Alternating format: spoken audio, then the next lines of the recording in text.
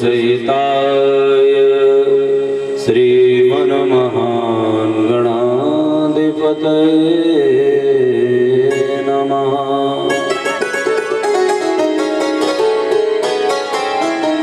ध्येयं सदा परिभवगणमभीष्टदोहम् तीर्थास्पदं शिवविरञ्चिनुतं शरण्यम् मृत्यार्तिहं प्रणतपालगवाधिपोतं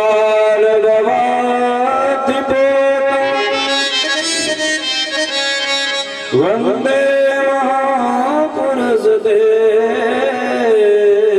चरणारविन्दम्।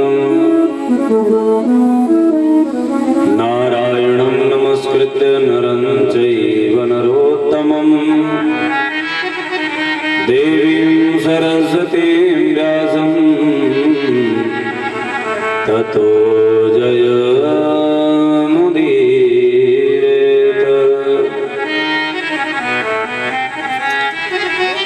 जय जय जय राधारमण जय जय नवल किशोर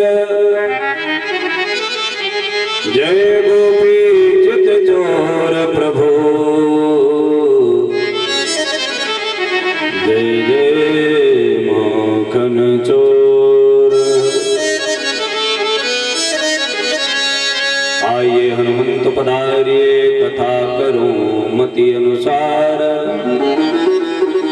प्रेम सहित गति धरूं विराजिए पवन कुमार। प्रणमो पवन कुमार कालवन पावक ज्ञान घन जासु हृदय आधार बसई राम सर चाप धर। स्वामी नारि प्यार जिमि लोभी प्रिय जिमि दाम तिमि रघुनाथ निरंतर प्रिय लागो मोहि राम प्रिय लागो मोहि राम प्रिय लागो मोहि राम। बोली राजा रामचंद्र भगवान की श्री हनुमान जी महाराज की श्री सद्गुरुदेव भगवान की जय। श्री गौरी शंकर भगवान की श्री व्यास नारायण भगवान की श्री सुखदेव महाराज की श्री परीक्षित महाराज की श्री अयोध्या धाम की श्री मथुरा धाम की श्री वृंदावन धाम की श्री हरिद्वार धाम की जय जय श्री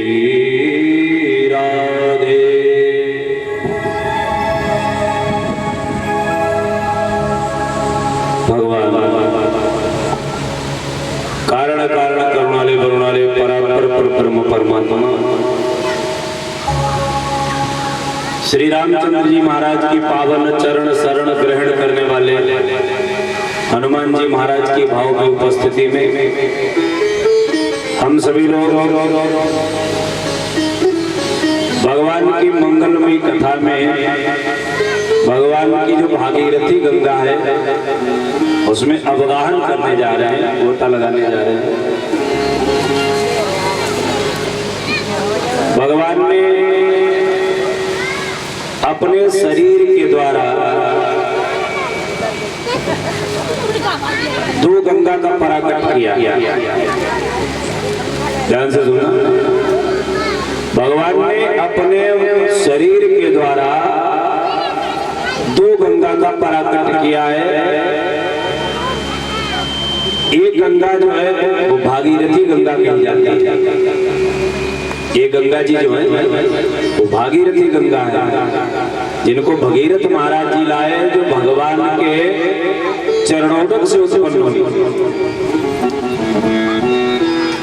राजा बलि को जब भगवान ने बंधन में बांध लिया, एक पग ब्रह्मपुरी का गए हो, उस चरण को ब्रह्मा जी ने जो धोकर के कमंडल में रख लिया, उससे जो चरणोदक से गंगा जी उत्पन्न हुई, उनका नाम है भागीरथी गंगा। भगवान के चरण के द्वारा उत्पन्न हुई। और एक गंगा जो है वो भगवान के मुख से उत्पन्न हुई है, जिसे कहते हैं भागवत गंगा। ये भागवत रूपी गंगा ही है। और दोनों गंगाओं के द्वारा जीव का उद्धार होता है, उत्थान होता है। अंतर ये है, ये जो आपके पड़ोस में गंगा जी प्रवाहित हो रही है, यही भागीरथी गंगा है। अपने पाप धुलवाने के लिए हमें उनके पास जाना पड़ता है। जाते हो कि गंगा स्नान करने के लिए? पाप धुलवाने हैं तो महाराज गंगा जी के पास जाना पड़ेगा। और भागवत रूपी गंगा जो है ना, इनके द्वारा अगर पाप धुलवाना है तो इनके पास न जाओ, इनको अपने पास बुला लो। वो गंगा तुम्हारे पास नहीं आ सकती। आ सकती? बोलो भाई। उस दिन कलश यात्रा में बारिश हो रही थी, झमाझम बारिश हुई थी। अगर पास आने की सामर्थ्य होती तो आप कह देते कि मतलब गंगा जी आज हरिहरपुर में आ जाए तो कलश यही बार नहीं आ सकती। लेकिन भागवत जी के लिए आह्वान किया, सराय राघव में प्रदीप पंडित जी से फोन किया, हमारे बांकीलाल भैया जी, पंडित जी कथा करवा दी। हमने कहा जाएंगे, सराय राघव से भागे चले, कथा सुनानी शुरू। ये भागवत गंगा जो है वो बहुत सुलभ है। घर में बैठ करके सुन लो, अपने गांव में बैठ करके सुन लो, अपने कमरे में बैठ के सुन लो, तुम्हारे घर आएगी कल्याण करने के लिए। लेकिन भागीरथी गंगा जो है उनके पास खुद जाना पड़ेगा कल्याण कराने के लिए। तो इसलिए हम लोग भागवत रूपी गंगा में अवगाहन करने जा रहे हैं। आइए सबसे पहले अपने मन को पवित्र करें, वाणी को पवित्र करें, तद परांत भागवत जी की कथा में प्रवेश लेंगे।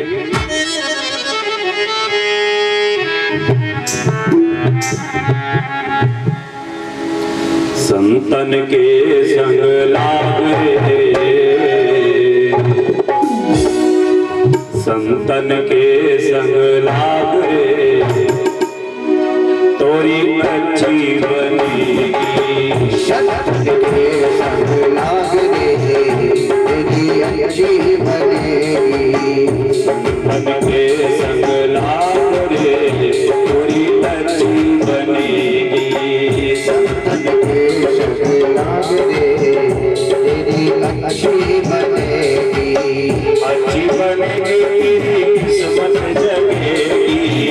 अच्छी बनेगी तेरी किस्मत जगेगी। किस्मत जगेगी प्यारे, किस्मत जगेगी।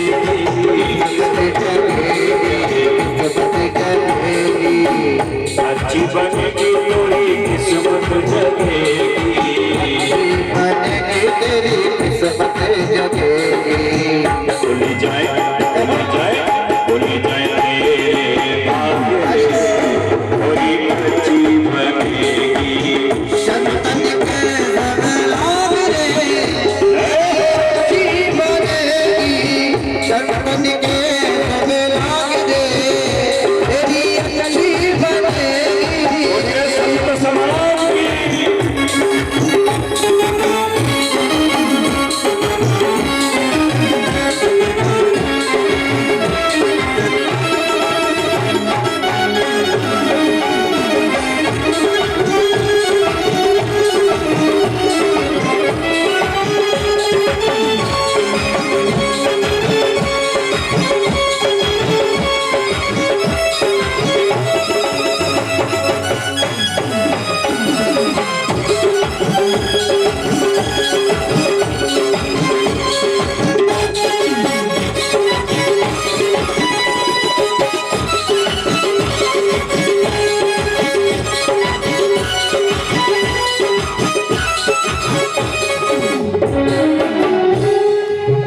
हंसन की गति हंसा जाने, हंसन की गति हंसा जाने, हंसन की गति हंसा जाने, हंसन की गति हंसा जाने,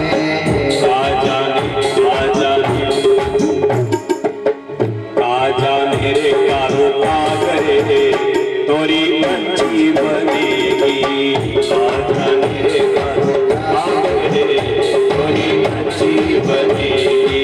शब्द के संग लाग रे तेरी अच्छी बनेगी, शब्द के संग लाग रे तेरी अच्छी बनेगी।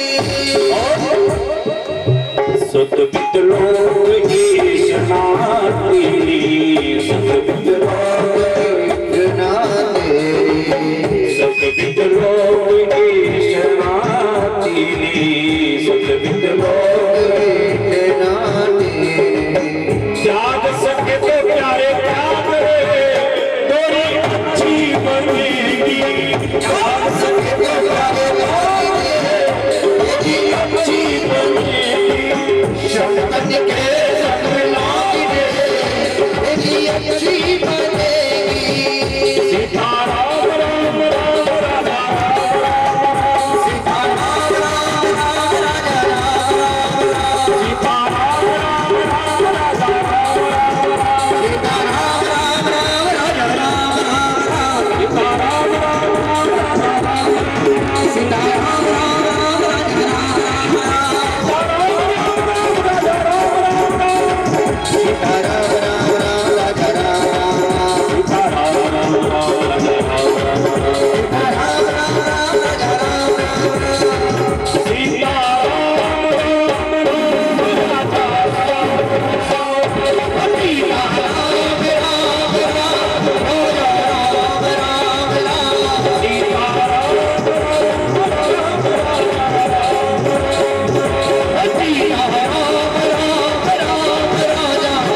राम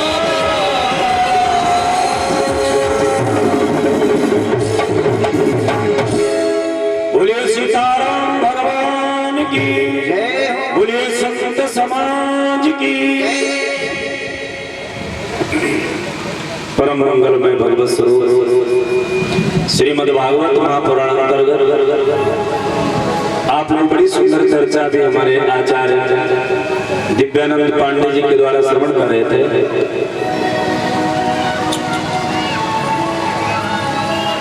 अश्वत्थामा को अपमानित करके शिविर से बाहर धक्के मार करके निकाल दिया गया। देखो, व्यक्ति को अगर मार दिया जाए, गोली मार दी जाए, सिर काट दिया जाए, जान से मार दिया जाए, महाराज एक बार ही कष्ट होगा। और अगर अपमान की मृत्यु से मार दिया जाए तो जितनी बार याद करेगा, जब याद करेगा, उतना ही दर्द बराबर होगा। अश्वत्थामा को धक्के मार करके शिविर से बाहर निकाला। पांडव लोग भगवान कन्हैया ने कहा अब अपने पुत्रों का दान करो चल करके। जो 5 पुत्र अश्वत्थामा ने मार दिए। उधर अश्वत्थामा ने क्या किया? अश्वत्थामा ने विचार किया, पांडवों, हमने तुम्हारे वंश में दीपक का जलाने वाला एक छोड़ रखा है, अब उसे भी नहीं छोड़ेंगे। उत्तरा के गर्भ में जो बच्चा पल रहा है अभिमन्यु की पत्नी के पेट में, उसे अब नहीं छोड़ेंगे। अश्वत्थामा गया, 6 अग्निबाण छोड़े। पांडव लोग अभी पुत्रों का दान करके बैठ ही पाए थे, तब तक संसन करते हुए अग्निबाण पांडवों की तरफ आते हुए दिखाई पड़े। धर्मराज ने प्रणाम किया कि नहीं प्रभु, अब ये कौन सी आफत आ रही है? ये अग्निबाण किसके भेजे हुए?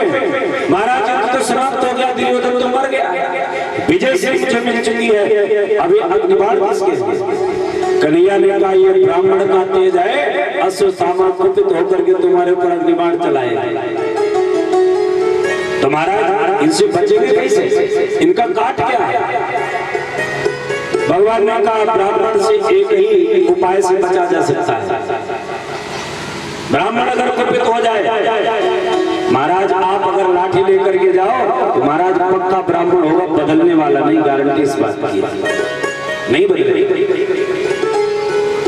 भगवान भोलेनाथ खुद कहते हैं इंद्र कुल समम सोल विशाला, काल दंड हरे चक्र कराला, और जो इनकर मारा नहीं मरई, तो विप्र पापक सो जरई।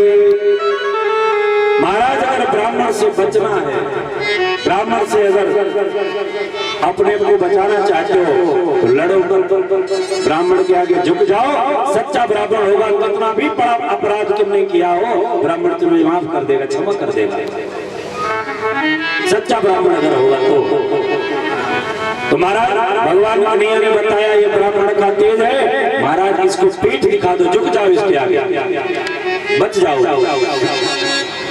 धर्मराज ने कहा महाराज कैसे पीठ दिखा दे, 18 दिन तक युद्ध किया तब नहीं किसी को पीठ दिखाई, अब अंत में काय को पीठ दिखाएं, महाराज बेइज्जती हो जाएगी। भगवान कन्हैया ने विचार किया अगर पीठ दिखाएंगे नहीं तो अश्वत्थामा के बाण से ये बचने वाले नहीं, और अगर पांडव मारे गए तो पांडवों की बदनामी नहीं, बदनामी कन्हैया की हो जाएगी। क्यों? कन्हैया साथ बने रहे और पांडव फिर भी मारे गए। भगवान कहते हैं अपने जीवन की डोर मेरे हाथ में दे करके तो देखो, भरोसा तो करो मेरे ऊपर। और यदि तुमने हमारे ऊपर भरोसा नहीं किया तो महाराज तुम जानो तुम्हारा काम जाने। दो लोग गए नदी के किनारे, पार जाना है दोनों लोगों को। एक ने नाव पर बैठ लिया और एक ने क्या किया, बोले मुझसे थोड़ा अभिमान था अपनी ताकत का, उसने कहा थोड़ी नदी है अभी पार ना कर दे, कपड़े उतारे और कूद पड़ा नदी में। और तब तक महाराज भयंकर तूफान, बहुत मोटी मोटी लहरें उठने लगी नदी में, डगमगाने लगी नाव। अब ईमानदारी से आप बताएं नाविक जो है, मल्लाह जो है, वो किसकी चिंता करेगा, नाव में बैठा उस व्यक्ति की या जो नदी में डूब रहा है उसकी चिंता करेगा? बताओ। नाव में बैठा उसकी चिंता करेगा, क्योंकि इसकी पतवार मेरे हाथ में है। अगर ये डूब गया तो बदनामी मल्लाह की हो जाएगी, और तैरने वाला अगर डूब गया तो हमारी कोई जिम्मेदारी नहीं है। यही भाव परमात्मा के प्रति होना चाहिए। हम अपने जीवन की पतवार प्रभु के हाथ में दे दें, महाराज वो खुद जाने क्या करना है क्या नहीं करना है। अगर हम खुद जिम्मेदार बन के बैठ गए तो भगवान कहते तुम अपनी जिम्मेदारी खुद निभाओ जाकर। जिसने अपनी सौंप दी प्रभु हाथों में डोर, तो कभी उलझ सकती नहीं, पकड़े नंद किशोर। अपनी ताकत का भरोसा रखोगे प्यारे तो थकोगे, गिरोगे, हानि उठानी पड़ेगी। और अपनी ताकत का भरोसा छोड़ दो, उनके हाथ में दे दो सारी बागडोर, वो खुद संभालेंगे तुम्हें। नैया कर दे राम हवाले, नैया कर दे राम हवाले, लहर लहर हरि आप संभाले, हरि आप ही लगाओ इसको पार, उदासी मन काहे को करे, तेरा काम जी करेंगे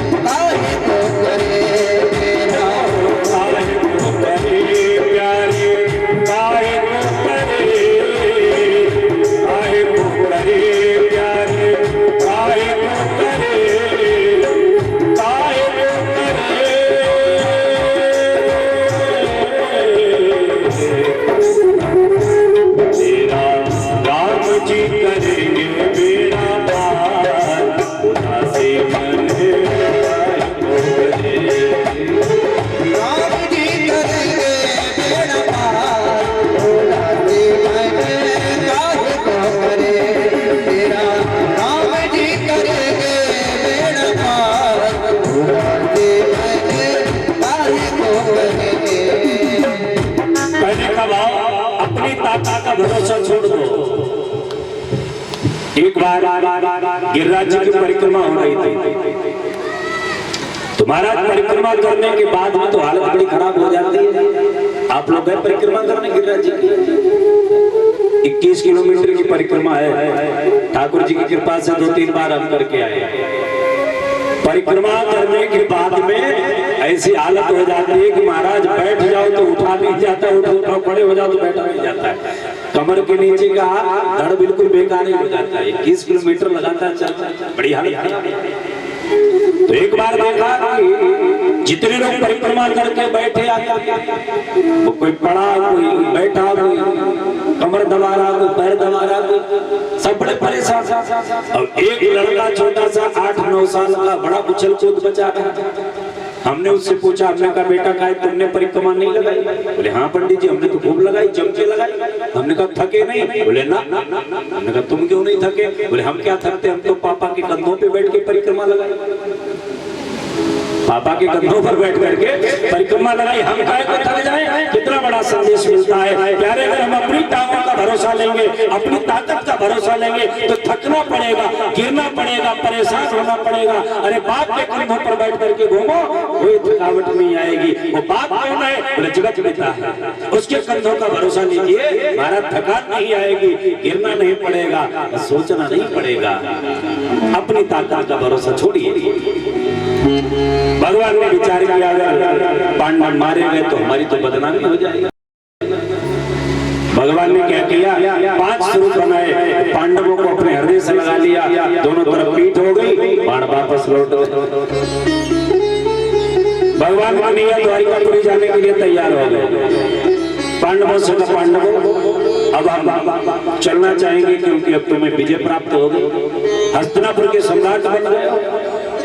अब आदेश करो हम भी द्वारिका देखें चल कर। पांडवों ने न चाहते हुए भी कन्हैया को विदाई दी। आंख में आंसू है हर पांडव के, हर कुटुंबी के आंख में आंसू है। देखो शास्त्र कहता है, नीति कहती है, जब कोई मेहमान तुम्हारे घर आए हंस करके मिलो। मेहमान कोई आ जाए तो हंस करके उससे मिलो, और जब महाराज विदाई करो तो आंख नम करके विदाई करो। महाराज भगवान भी खुश होते हैं, क्योंकि जिस घर में मेहमान का सम्मान होता है, भगवान कहते हैं उस घर में साक्षात मैं निवास करता हूँ। मेहमान घर में आए, तुम जल बन के राख हो गए, देख कर गया तो पीछे से ताली और बजाए चलो बला टली, है ना? ऐसे के घर में मेहमान तो मेहमान छोड़ो, महाराज कोई नहीं आता है, पड़ोसी तक नहीं आता। आवत ही हर से नहीं नैनन नहीं स्नेह, तुलसी तहां न जाइए, चाहे कंचन बरसे मेघ। चलते समय अगर आंख नम हुई तो महाराज ऐसी जगह आते जाते अच्छा नहीं लगता। भगवान के लिए चलने के लिए तैयार है। कुंती बुआ अलग रो रही है, द्रौपदी खड़ी खड़ी अलग रो रही है, धर्मराज की आंखों में आंसू है, अर्जुन का रोते रोते हाल खराब हो गया।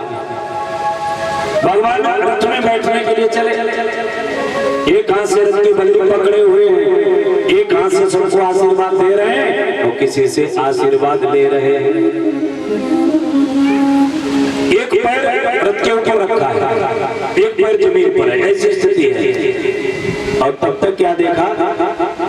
एक बाल विधवा सफेद साड़ी पहने हुए रोती हुई चिल्लाती हुई आई और कन्हैया के चरणों में लूट गई, रोने लग गई। और ऊपर के क्या कहा? पाई पाई महायोगिन देव देव जगत्पते, नान्यं तद भयं पसे, यत्र मृत्यु परस्परम्। पाई पाई महायोगी, मैं आपकी शरण में हूँ, मेरी रक्षा करो, मेरी रक्षा करो। भगवान ने देखा, अरे ये तो अभिमन्यु की पत्नी है उत्तरा। उठाया, उत्तरे क्या हो गया, रो क्यों रही हो? महाराज मेरा अंदर ही अंदर गर्भ जल रहा है।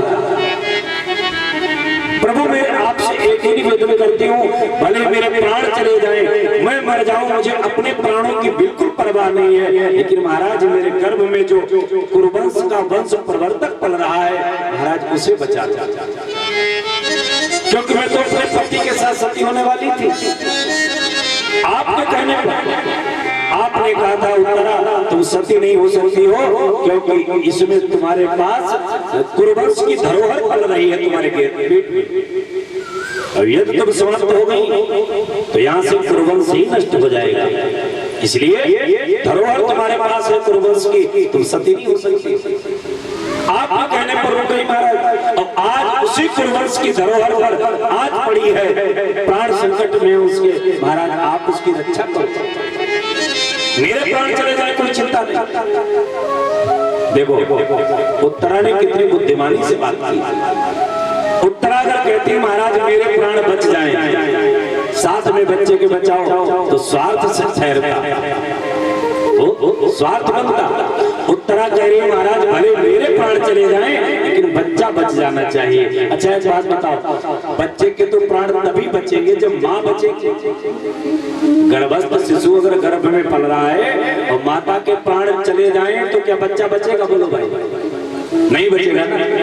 उत्तरा की बुद्धिमानी से परिचय देते हैं, कहते हैं महाराज भले मेरे प्राण चले जाएं कोई परवाह नहीं, लेकिन बच्चे के प्राण बच जाएंगे, क्योंकि जानती है कि बच्चे को बचाने के लिए मुझे बचाना बहुत आवश्यक है, इसलिए अपनी चिंता नहीं। भगवान ने कहा उत्तरा तो मैं क्या कर सकता हूँ? बोले महाराज आप ही तो कर सकते हैं। अरे तुम्हारे परिवार के लोग खड़े हैं, वीर और अर्जुन खड़े हैं, इनसे कहो हर बाण का कांटा के पास भीम गदाधर खड़े हैं, अरे तुम्हारी सास द्रौपदी खड़ी है, तुम्हारी अजिया सास कुंती खड़ी है, इनसे कहो ना। उत्तरा ने कहा महाराज ये गलती हमारी सास ने की थी, हम नहीं करने वाले। ये गलती हमारी सास ने की थी द्रौपदी ने।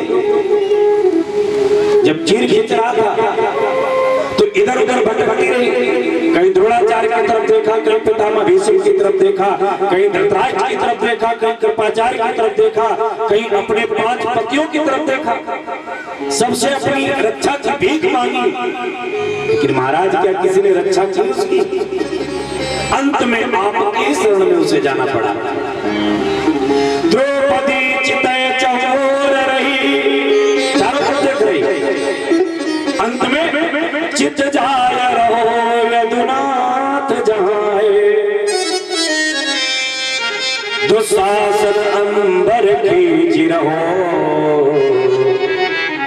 अब 4 भुजा के मुरारी कहाँ हो। अंत में द्रौपदी को आपकी ही शरण में जाना पड़ा, और जब महाराज मुझे पता है कि आपकी शरण में जाना है तो समय यहाँ वहाँ काहे को खराब करे, इसलिए महाराज नान्यम पसे आपके अलावा कोई दिखाई नहीं पड़ रहा है, आप ही मेरे गर्भस्थ शिशु की रक्षा करें। भगवान ने कहा तो फिर ठीक है उत्तरा, एक काम करो तुम थोड़ी देर के लिए मेरे लिए मातृ भाव बनाओ, मेरी माँ बन जाओ। अभी तक हम तुम्हें बेटी कहते रहे, तुम मुझे मामा कहती रही, अब तुम थोड़ी देर के लिए मेरी माँ बन जाओ, क्योंकि अब हम तुम्हारे गर्भ में प्रवेश करेंगे। भगवान ने भक्त की सुरक्षा के लिए अपनी प्रतिज्ञा को तोड़ दिया।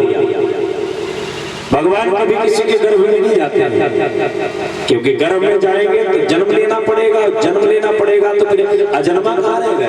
भगवान तो अजन्मा है, अविनाशी है, जन्म लेते नहीं, पराकट्ट होता है, इसलिए गर्भ में जाता है।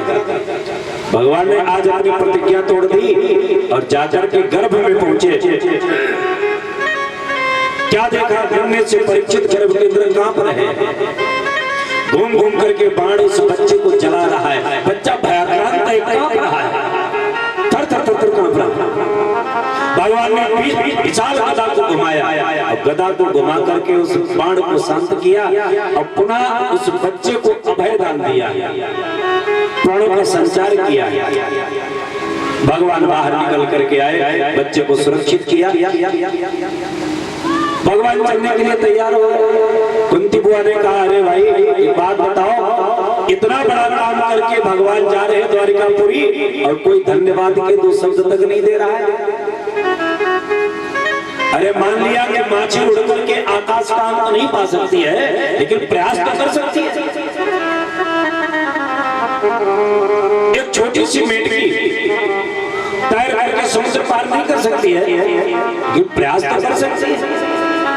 उसी प्रकार हम भगवान का गुणानुवाद तो नहीं कर सकते हैं। भगवान की स्तुति हम क्या करेंगे जब वेदों ने भी नहीं कह दिया, वेद भी नहीं कह करके थक जाते हैं, हम स्तुति क्या करेंगे, लेकिन फिर भी प्रयास तो करना चाहिए। कुंती बुआ ने बड़ी प्यारी स्तुति की। कृष्णाय वासुदेवाय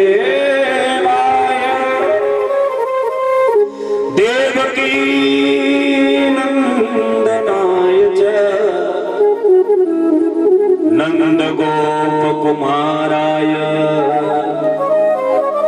गोविंदाय नमो नमः। बड़ी प्यारी 21 श्लोकों में कुंती बुआ ने स्तुति की। कृष्णाय वासुदेवाय हरे परमात्मने। आज कृष्ण को भतीजा नहीं मान रही कुंती बुआ, आज भतीजा नहीं मान रही, क्या मान रही? बोले परमात्मने। कृष्णाय वासुदेवाय हरे परमात्मने। आप तो साक्षात परमात्मा हो, भगवान हो। जो हाथ जोड़ करके बुआ ने प्रणाम किया कन्हैया को, भगवान आए, अरे बुआ ये उल्टी गंगा काहे को आ रही है? हम तुम्हारे भतीजे हैं, तुम हमारी बुआ हो, हम तुम्हें प्रणाम करें, तुम हमें काहे को प्रणाम कर रही? कुंती बुआ ने कहा, प्रभु आज तो मैंने तुम्हें पहचान लिया। जब जब तुम्हारी भगवत्ता सत्ता माता को समझने का मैंने प्रयास किया, जब जब हमने विचार किया कि इतना बड़ा काम एक भगवान ही कर सकता है, मैंने तुम्हें पहचानने का प्रयास किया और मेरे मन में मान लिया कि भगवान है। और तब तुम धीरे से आए और कान के पास मुंह कर करके कहा, बुआ ए बुआ। और जो तुमने बुआ कहा, मैं बाबरी तुझे फिर अपने भतीजा मान बैठी, बसदेव का लाला मान बैठी, ये देवकी का पुत्र मान बैठी, लेकिन आज नहीं। आज तो मैंने तुम्हें पहचान लिया। महाराज आपको तो वही पहचान सकता है जिस पर आपकी कृपा हो जाए। आपकी कृपा के बगैर आपको जानना बड़ा मुश्किल है। बड़े बड़े संत महात्मा, अमलात्मा, विमलात्मा, संत सन्यासी, बैरागी आपके स्वरूप को नहीं जान पाते, फिर कथम पश्ये मई स्त्रिया, मैं स्त्री भला कैसे पहचान सकूं? आपको व्यामोहित हो रहे हैं। क्यों नहीं पहचान सकती? क्योंकि आपने जो माया का पर्दा आंखों पर डाल रखा है। माया जब निकाल छन्न, माया का पर्दा जो आंखों पर आपने डाल रखा है, इस माया का पर्दा जब तक उठेगा नहीं तब तक आपको पहचानना बड़ा मुश्किल है। कुंती बुआ कहती है माया का पर्दा उठाएगा तो भाई घूंघट पड़ा है 1.5 हाथ का लंबा और सामने प्रीतम खड़ा है, तो दीदार कैसे होगा? कैसे देखो? तो घूंघट उठाएगा तो बोले घूंघट उठाने वाले प्रीतम ही तो है, घूंघट प्रीतम ही तो उठाते हैं। और वो प्रीतम कौन? बोले परमात्मा रूपी प्रीतम ही इस जीव रूपी पत्नी के मुख से माया रूपी घूंघट उठाते हैं। घूंघट के पट खोल तो पिए भी नहीं, माया का घूंघट है। इसलिए परमात्मा कुंती बुआ कहती है, प्रभु जिसके ऊपर आपकी कृपा हो जाए उसी का घूंघट उठा देते हो और उसी को आपका दर्शन हो जाता है। क्यों? सोई जा नहीं जही देहु जनाई, वही आपको जान सकता है। कौन? सोई जा नहीं जही देहु जनाई, और जानत तुम ही जाए,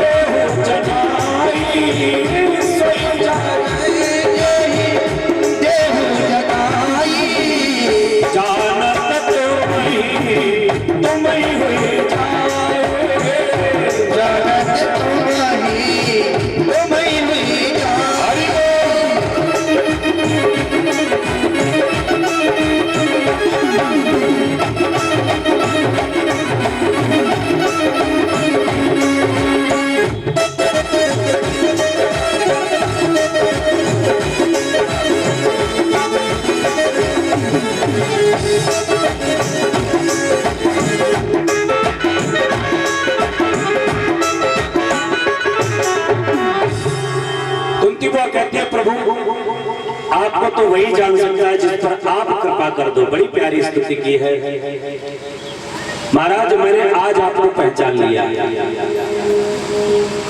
आज आपको पहचान लिया, क्योंकि जो काम आपने करके दिखाया है वो साधारण भतीजा कर ही नहीं सकता है।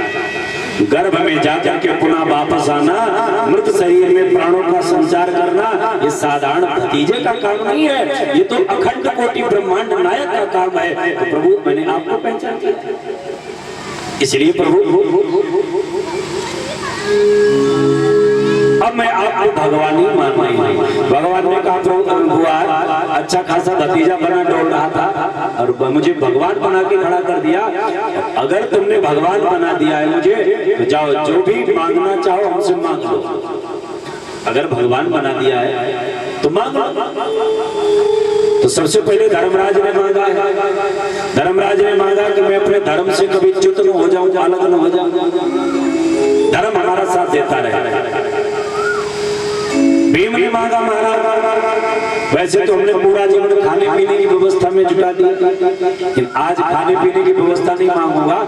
आज मैं आपसे ये मांगता हूँ कि हमारा मन आपके चरणों में लगा रहे, बस इतनी दे दो। अर्जुन ने मांगा महाराज हमारे आपके बीच में जो गुरु शिष्य का रिश्ता है इसे कभी मत भुला देना। नकुल सहदेव ने मांगा महाराज हम पांचों भाइयों में प्रेम बना रहे। कुंती ने मांगा, द्रौपदी ने मांगा महाराज आप मुझे सखा कहते हो, सखी कहते हो, मैं आपको सखा कहती हूँ, तो हमारे सखा और सखी के रिश्ते को मत भुला देना। अब कुंती से कहा बुआ तुम भी मांगो। तो कुंती बुआ ने कहा महाराज दोगे? बोले हाँ। खूब सोच लो कि पांडव नहीं है जो लौकिक वस्तु मांगेंगे, ऐसी वस्तु मांगेंगी हम जो आपको देने में कठिनाई होगी और प्रभु आज तक आपने किसी भक्त को दी नहीं होगी ऐसी वस्तु। भगवान बड़े चक्कर में पड़ गए, ऐसी कौन सी वस्तु है जो हमने आज तक भक्तों को दी नहीं। और बाकी भगवान एक चीज अपने भक्तों को कभी नहीं देते हैं, क्या है कि कभी भगवान भक्तों को दुखी होने नहीं देते, दुखी होने नहीं देते।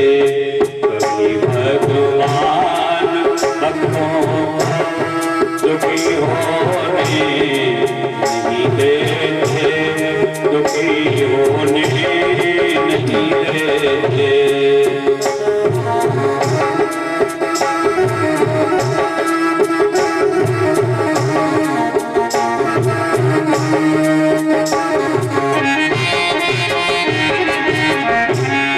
कभी भगवान भक्तों को दुखी होने नहीं देते, दुखी होने नहीं देते। जैसे माँ बाप बच्चों को, जैसे माँ बाप बच्चों को कभी रोने नहीं देते, कभी रोने नहीं देते। जैसे माँ बाप बच्चों को कभी रोने नहीं देते, कभी रोने नहीं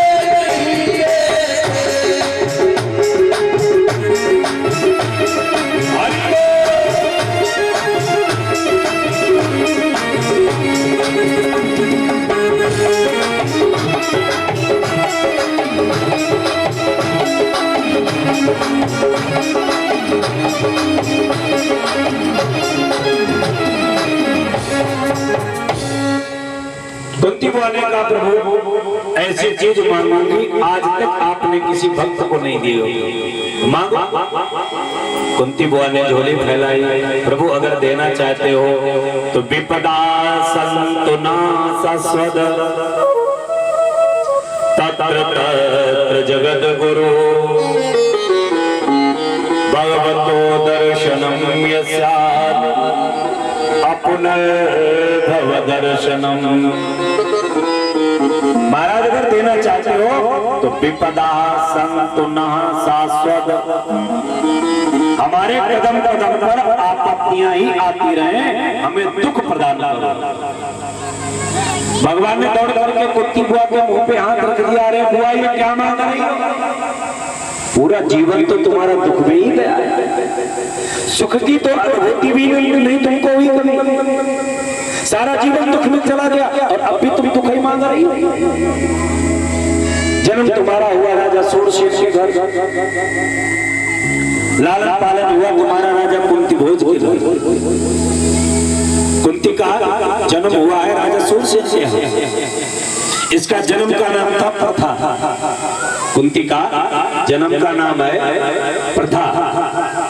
कृष्णं नारायणं वंदे, कृष्णं वंदे जगद्गुरु, कृष्णं द्वैपायनो वंदे, कृष्णं वंदे प्रथासुतम्। ये गीता जी में जो प्रथासुत नाम आया है ये अर्जुन के लिए आया है।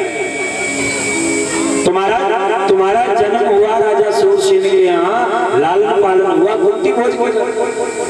और जिस बच्चे का लालन पालन अपने माँ बाप के पास न हो, उसका बाल्यावस्था जो है वो दुख में ही व्यतीत होती है। तो बाल्यावस्था भी तुम्हारी दुख में गई, माता पिता के पास नहीं। जवानी आई, विवाह हुआ, पति कैसा मिला? बोले जो पांडु रोग से ग्रसित था, पति भी ठीक नहीं मिला। देवताओं की कृपा से पुत्र हुए, तो पुत्रों को कहीं जय के लड्डू खिलाए जा रहे हैं, कहीं लाक्षागृह की आग में जलाया जा रहा है, कहीं द्युत क्रीड़ा भवन में तुम्हारे पुत्र वधू को अपमानित करने का प्रयास किया गया, कहीं तुम्हारे पुत्र वन वन में भटकते रहते हैं, अज्ञातवास में भटके। कितने दुख नहीं उठाए तुमने। और अभी अभी तुम्हारी बहु उत्तरा की